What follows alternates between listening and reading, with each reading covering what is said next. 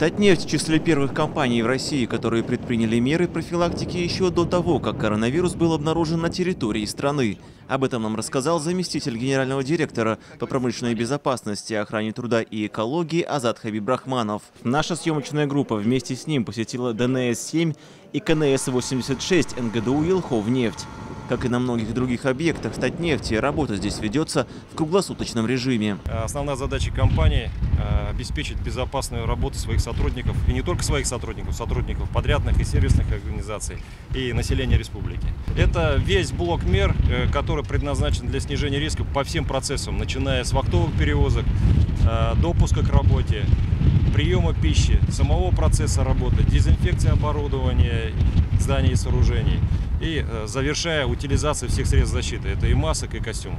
Вахтовые автобусы, которые развозят операторов на место работы, ежедневно дезинфицируются. На утреннем построении расстояние между работниками не менее 1,5 метров. На лицах защитные маски.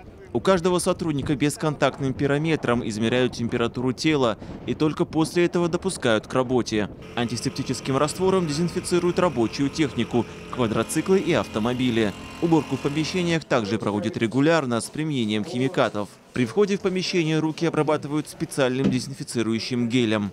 Обедать всем вместе теперь тоже небезопасно. Работники принимают пищу по очереди по 2 человека. Сами нефтяники к таким мерам относятся с пониманием и строго соблюдают все правила.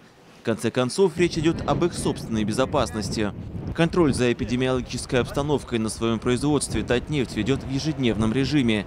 В компании создан штаб, в котором под руководством генерального директора Наиля Маганова принимаются все необходимые меры по профилактике распространения коронавирусной инфекции.